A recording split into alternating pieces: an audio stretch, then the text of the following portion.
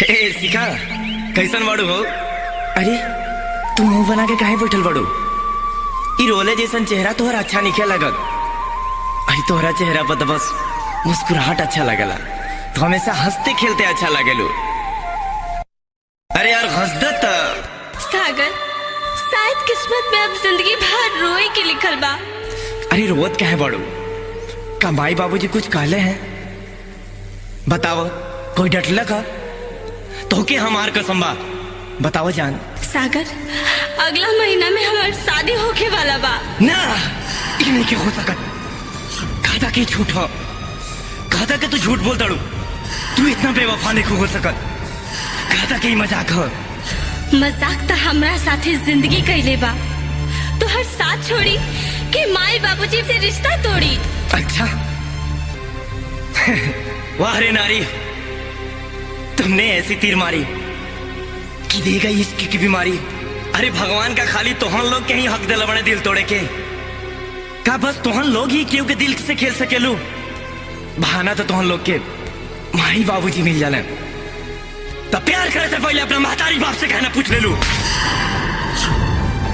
बस सागर, खबरदार जो हमरा माई बाबूजी के बारे में कुछ कहला।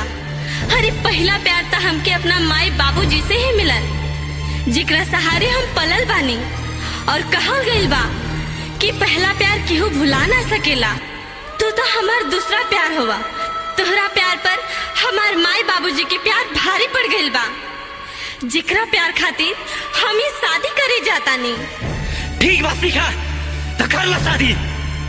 हम देखा था नहीं कि तोहार शादी कैसे होता। इतना तक गारंटी बगा तोहरा बिना हम जिए ना।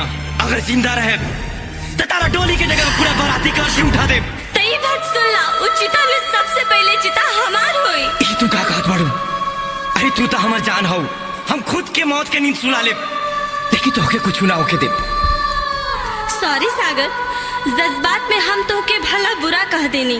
हम समझ सकेनी कि तुहार सीना में आज आग लागल बा, लेकिन वो आग में हमार भी तो दिल जल रहल बा। हमके जायदा सागर, हमके माफ करा। जिंदगी रही तो फिर मुलाकात हुई। लेकिन उससे पहले ये सुन के तो जा। जियाते जी मार दिहलू मोहब्बत के तीर से। जियाते जी मार दिहलू मोहब्बत के तीर से। मोहब्बत के तीर से सजाइहा हमोर कबर सजाई है सोनी जैन गुलाब के फूल से। हमोर कबर सजाई है सोनी जैन गुलाब के फूल से। जाए जान जा, ठीक ना कर जा हम जा। जियाते जीवार दिहलू मोहब्बत के तीर से। जियाते जीवार दिहलू मोहब्बत के तीर से। मोहब्बत के तीर से सजाइहा हमोर कबर सजाई है सोनी जान गुलाब के फूल से। मोर कबर सजाई है सोनी जान गुलाब के फूल से। गम ने हंसने न दिया, जमाने ने रोने न दिया। जब कब्र में भी नींद आई तो, जब कब्र में भी नींद आई तो नहीं आना पारस पकड़ी।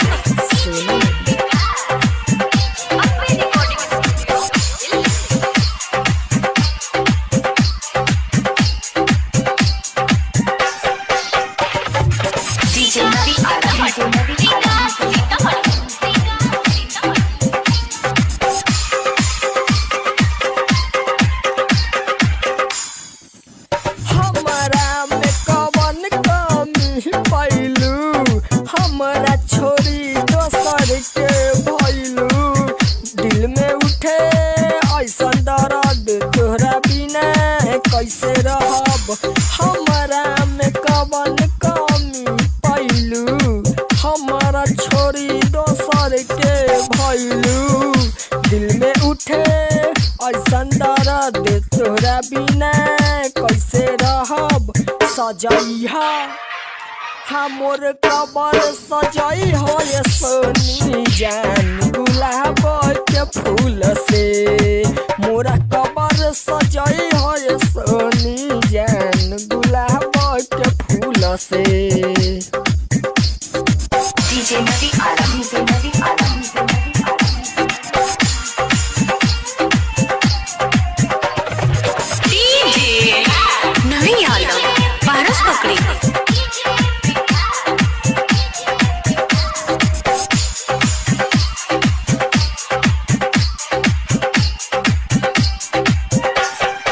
DJ Navi Alam, DJ Navi Alam, DJ Navi Alam, DJ Navi Alam.